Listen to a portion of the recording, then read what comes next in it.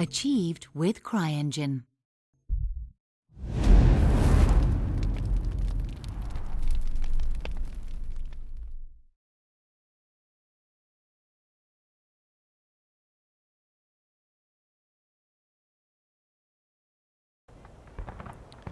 Hello ladies and gentlemen, and welcome once again to another edition of George's Corner. Here, as you might have seen, we have a little bit of what's known as Schoolhouse Ridge map, which is one of the newer maps of the Harpers Ferry map that we've released, or one of the newer sections I should say. And this is showcasing one of the fictitious ideas of what might have happened at Harpers Ferry had General Jackson at the time decided to charge against the well-prepared positions up at the top of the Bolivar Heights, as you can see behind us there. So, all along this line of the ridge and this cleared area here that the Union troops had cleared during the time, you had a set of rather hastily put together entrenchments and various abatis and things like that, upon which members of the garrison of Harpers Ferry, which is out in that direction over there, would have manned in their defense of the town. But, that being said, down this way we have one of the pikes that went across. That way we have the Potomac River, and to this way we have the direction where the stone toll house would have been at the corner, as well as towards the Shenandoah past those trees there.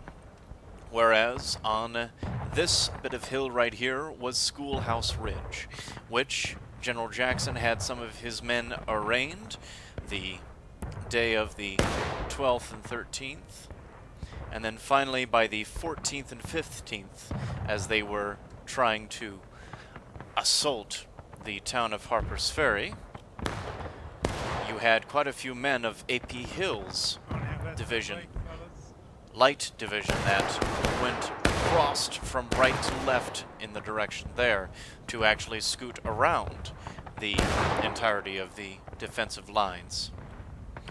And in regards to this showcase here, we can see that there is a very large Confederate contingent that is already charging the Union positions and starting to clear out the sparse defenders that are available here. Albeit more are coming to try and defend. A lot more, actually, are coming to defend the left-hand side from the encroachments. And we can see that quite a few guys here haven't had the chance to fix bayonets just yet, and are actually mostly killing themselves here. But there's still a small contingent yet available as these reinforcements attempt to retake the field. But that being said, it seems that they decided to arraign themselves first in a proper battle line before coming in. And what you're seeing here is elements of the 12th New York Militia, along with the 39th New York, also known as the Garibaldi Guard, with their a very Italian flag that you can see here. And they've very quickly and effectively pushed off the Confederates that had attempted to take this side, who have now retreated back in their direction of their spawn, out towards that way. And we can also see that there's a few elements here that are attempting to come up to the field of battle and might attempt just to do some sniping from afar in the meantime. Like, for instance, this gentleman here, who quickly misses. Not to worry. There'll be plenty of chances to probably get yourself killed. Oh, that guy quickly died. And now his body is gonna marinate in the stream here. How lovely of him. Oh no, he's taking a wash. That's what he's doing. He's just washing himself in the stream here. It's fine. You can see one of the things that we did add in the recent updates was the movement of bodies after having been killed. So in some cases, bodies will move and shimmy a little bit after having been wounded.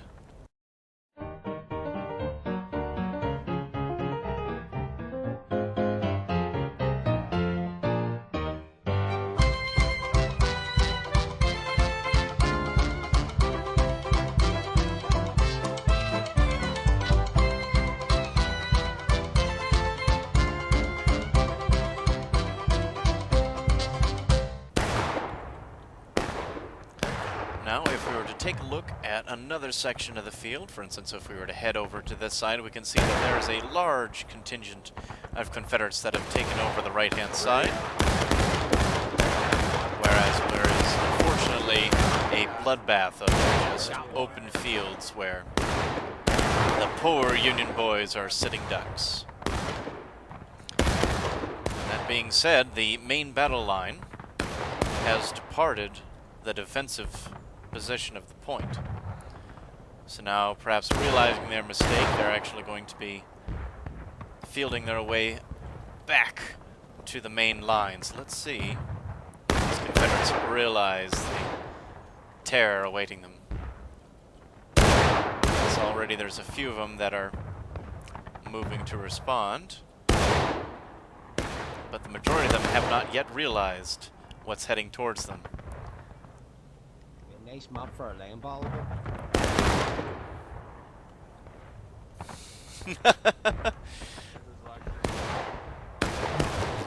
And so the flag bearer is coming in fast and hot to the forefront of it all.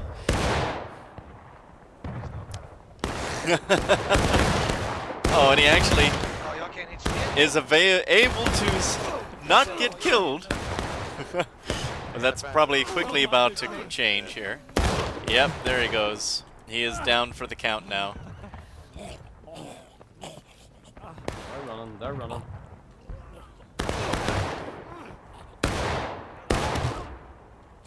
But there's still a very large contingent over this way that is about to defend against this countercharge from the Confederates here. But will they have the numbers? It does not look like it, unfortunately. They were not prepared. But this gentleman at least does have a bayonet attached here, and has taken down one. Oh, and there's a team kill. So they defeat each other in that engagement to a point. But so far the Confederates are victorious in this battle so far. Albeit with similar numbers, it's possible that the Union might be able to make a charge from their spawn up here at the top. And so with concerted numbers, they might just have the chance to come down and stop them from taking the point. Now, like I said, this is a fictitious battle, so this scenario here didn't actually happen. Jackson decided to remain on the ridge and merely outflank them, as well as out-artillery the forces here, whereas the Union batteries were mostly held up in the redoubt to the very far end there. Let's not desert the battlefield if we can avoid it, as well as a contingent that was at the end of the battle line, or the entrenchment line, I should say, towards that end as well, whereas the majority of the rest of this entrenchment line here was garrisoned by infantry. So it looks like a mass charge of all the Union is heading now to the point, and they are all spread out, helping to try and avoid mass casualties, but already some skirmishers are out helping to guard the rear, whereas the majority of the Confederates have now banded themselves together on the fence line. Now, one of the unfortunate parts of this mass charge, all spread out like this, is that there's going to be more morale damage taken in their charge. But they might just reach the point in time to try and curb the taking of it, as you can see up on the top, as that very quickly ticks up. And now the Union has taken the fence line here, but will it be enough? Will they have time? Doesn't seem so. And so the Confederacy is victorious in this case, but the Union might very well have a chance in the next section of maps here. So here we are once again, now on the section of the map known as High Street, where Confederate forces are attempting to take the field against Was that you out here, Bob? all others. And already you can hear that they're amassing themselves in their numbers, all of which you're seeing here on the field are all players, all real people that are helping to make this game work. Flag bearers, officers, and enlisted men all helping to keep the history alive, both for the North and for the South. And so here you can see the Lutheran church built in the town, I believe, if I'm recalling correctly, around the 1830s, as well as the very famous stairs that go right down past it there. And these are also quite old. I believe they're also made during the 1830s, if I'm recalling correctly. I have an excellent memory, you'll find, once I'm thinking about these things. But here you'll see the Union men as they attempt to defend against the Confederates that are now going to be ranging down the streets, both here as well as across the backside of the houses here, as well as finding some Union troops already being assaulted by a large portion of Confederates as they were attempting to hold against this side. Some of the men coming down. Shot. This lieutenant unfortunately taking several men with him before himself being felled by the iron blade. Now the Confederates are streaming from down the hill, from down the streets, and the question will be if the Union will be able to maintain their positions. So they're finding every nook and every cranny they can in their attempt to hold the street.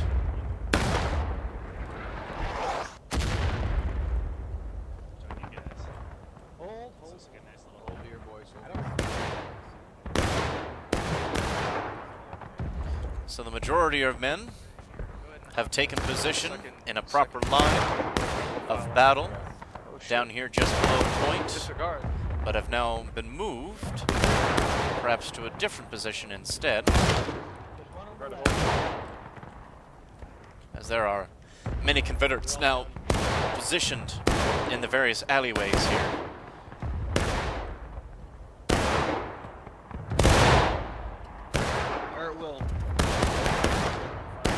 Perhaps some of them realizing that it's a very precarious position to try and hold all these different points, all these different entry points that Confederates are able to range around.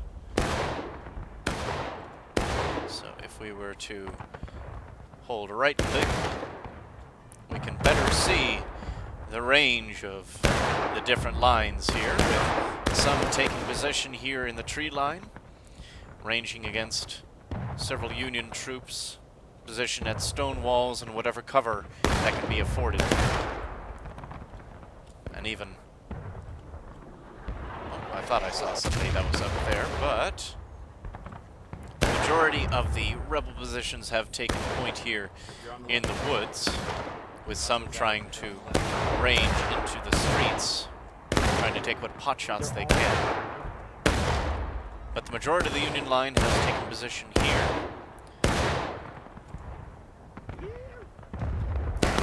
There is also a section down here at the Union spawn that is about to be moving out to help reinforce various points. But, as you can already see, it is a question of attrition as to whether or not they can try and continue to hold against the Confederate masses, or if they'll be able to hold for the required time down to the point. If not, try and take down the Confederate morale tickets instead.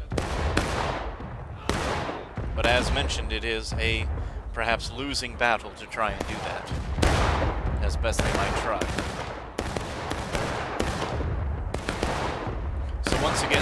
was a good contingent of Union infantry attempting to fire into the Confederate ranks, which have now retreated into the cover of the woods instead of standing out in the open as they were here, making it harder for the Union to attempt to fire back. And you can already see that there was a large contingent of men that were taken down just here, let alone those that continually dying in the open causeways of seemingly endless death. At the same time, you do have a somewhat small contingent, or comparably small contingent, continually sniping at anybody that remains out in the street, and also at the same time themselves getting sniped. Already two have taken a tumble. You can also see that whether having taken a hit by bullet or by bayonet, the models are also included in having a certain amount of blood added to their models or to their guns and such. And this gentleman took quite the interesting tumble in his death. But we should look on here. Oh. Hey, Billy. Oh, took one down, but oh, very well taken down himself.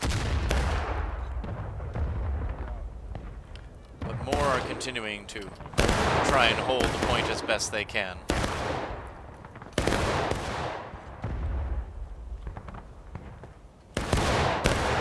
Some perhaps not realizing the danger that lurks at the end of the street. Others all too aware, but then taking assaults from outside.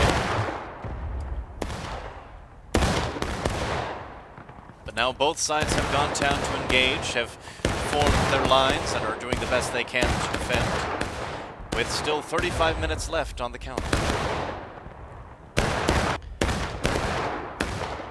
Now, one of the reasons why the town of Harpers Ferry was so influential, so important during the time of the Maryland campaign was in part influenced by the armory that you see down below here, which you can also see has been conflagrated just a tad in the years of the Civil War already. When the Confederates first took the town of Harpers Ferry in 1861, once they were done transporting as many of the machinery out of the factory as they could, which oftentimes went either to Richmond, Virginia, or to the Fayetteville, North Carolina armory that they set up down there, they then torched what remained of the factory grounds, leaving but charred remains of what was once a long-standing and proud armory for the United States government since the 1780s or 1790s, if I recall correctly.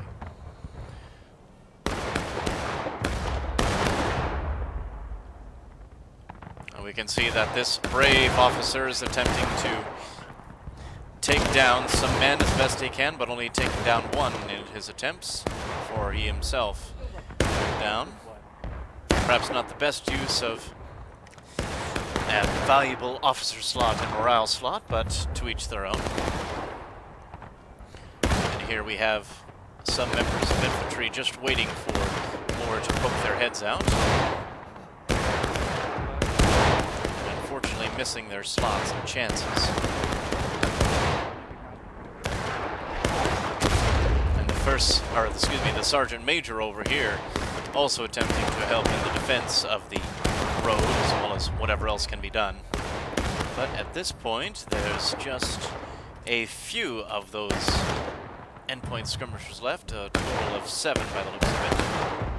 Albeit they continually get reinforcements from the spawn point down the road. More so, as I mentioned before, the main battle line continues to hold itself here in the lines, forming a L or a crescent shape, both aiming down towards the road as well as to a good majority of the Union line now currently posted along the stone wall next to the stone stairs.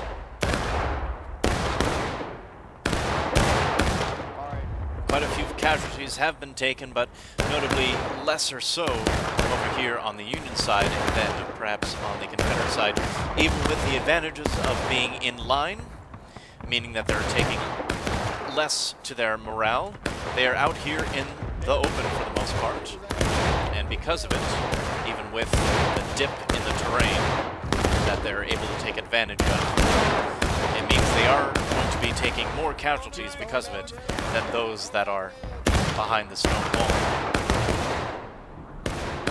So perhaps their best bet in this case could be to use their superior numbers advantage and try and either take the point, thus forcing these guys here at the stone wall to abandon their quite defensive position, to try and push them off the point, if not to, perhaps with more casualties, try and push them off the stone wall and then sweep down on the unsuspecting defenders here, which are relatively sparse, and their attentions divided on the entryways between the houses, as well as the few skirmishers that are occupying much of their time at the end of the street.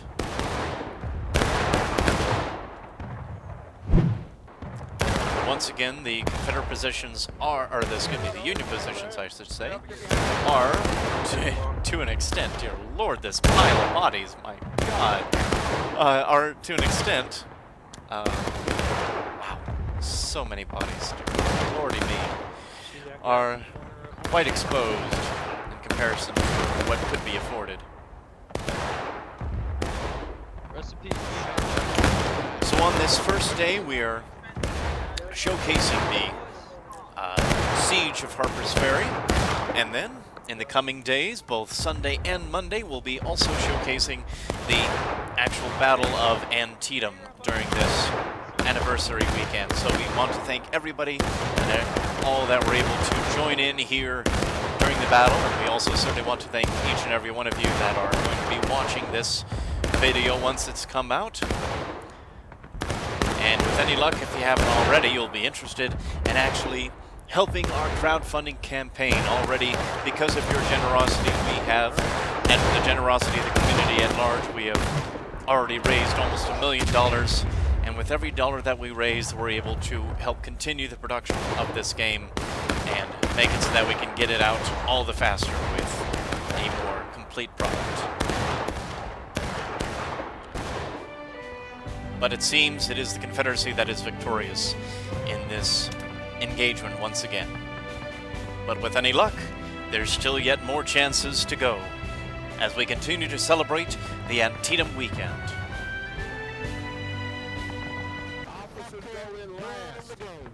So here you can see a huge contingent of Confederate soldiers, already 73 men on the battlefield, going against 63 soldiers of the Union as they now attempt to make an engagement down Shenandoah Street, which is the southernmost street that led into Harpers Ferry.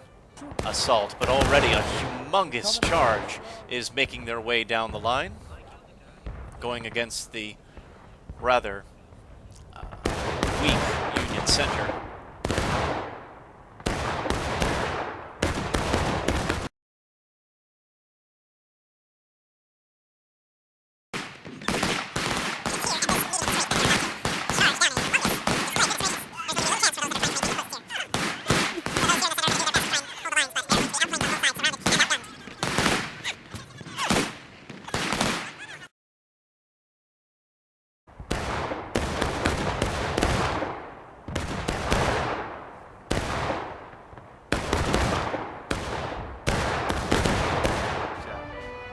Alright, so the Confederacy is victorious once again on this second map so far. We shall see if the Union might have a chance to try and recoup their losses in the coming maps. Okay, so that's perfectly fine. There's still more maps that the Union might just be able to win or not. Okay, so they'll just keep on trying. There's still another okay. Well, that is a very decisive weekend for the Confederates. With any luck, in the coming days, the Union will have a chance to recoup themselves and be able to win. But in the meantime, I want to thank each and every one of you for joining us during this awesome weekend in remembrance of the Maryland campaign. And remember, go to warofrights.com.